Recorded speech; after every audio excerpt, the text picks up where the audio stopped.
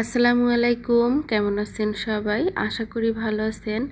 আমরা আলহামদুলিল্লাহ ভালো আছি। আজ আমি আপনাদের সাথে শেয়ার করব ডাল পেঁয়াজুর রেসিপি। তো ইফতারির জন্য আমরা তেলে ভাজার যেসব খাবার আছে ওটা একটু বেশি পছন্দ করি ইফতারিতে। তো আজ আমি ডাল পেঁয়াজুটা আপনাদের সাথে শেয়ার করব। এইভাবে ডাল পেঁয়াজু তৈরি করলে খেতে কিন্তু অনেক মজার হয়ে থাকে। তো প্রথমে আমি কিছু পেঁয়াজ কুচি করে নিচ্ছিলাম, আর ডাল পেঁয়াজুর মধ্যে একটু পেঁয়াজের পরিমাণটা বেশি দিলে কিন্তু খেতে ভালো লাগে। তো আমি এখানে বেশ কিছুটা পরিমাণে পেঁয়াজ কুচি করে নিচ্ছি, সাথে একটার মতো আমি কাঁচামরিচ দেব। তো আমি একটু ঝালটা কম দেব, বাচ্চারা খাবে, এই কারণে আপনারা চাইলে এখানে ঝালের পরিমাণটা একটু বাড়িয়ে দিতে পারেন। তো পেঁয়াজ কুচি আর কাঁচামরিচ কুচি করে নিয়েছি, এখন একটা বাটিতে উঠিয়ে নেব। আর এইখানে আমি কিছু ডাল ধুয়ে ভিজিয়ে রেখেছিলাম, এখন ব্লেন্ড করে নেব। আমি একটা ব্লেন্ডারের জারের মধ্যে নিয়ে নিচ্ছি।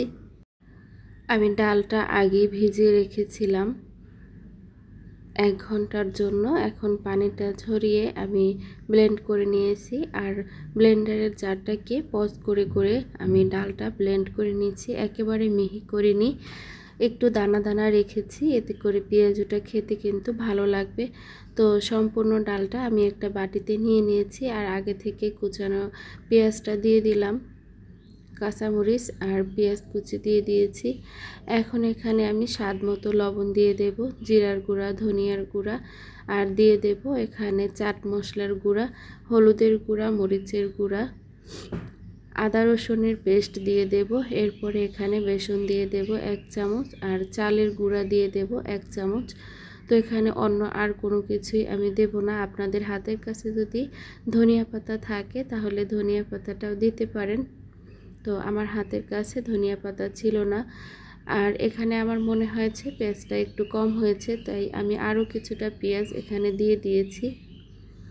আমার কাছে পেঁয়াজটা একটু পেঁয়াজ বেশি হলেই ভালো লাগে খেতে। তো খুব ভালো করে এখন হাত দিয়ে মাখিয়ে নিই।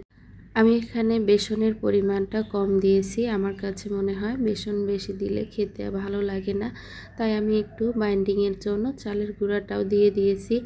এখন এখানে আমি তেল দিয়ে কড়াইয়ের মধ্যে তেলটা খুব ভালো করে গরম করে নিয়েছি। এরপরে পেঁয়াজুটা দিয়ে দিচ্ছি, পেঁয়াজুর শেপ দিয়ে আপনারা আপনাদের পছন্দ অনুযায়ী দিতে পারেন।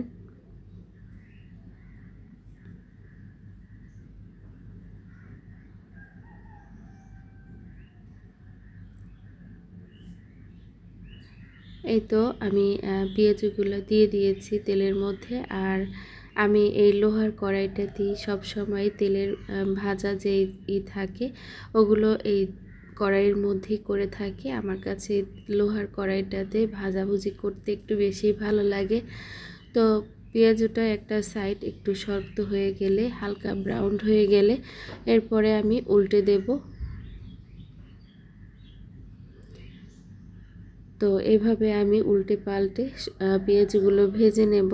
এখন আমি তেল থেকে উঠিয়ে নেব। আর দেখতে পাচ্ছেন খুব সুন্দর একটা কালার এসেছে। আর চুলার আঁচটা কিন্তু একেবারেই লোয়ে রাখতে হবে, এতে করে ভেতরটাও কিন্তু একেবারেই কুক হয়ে যাবে।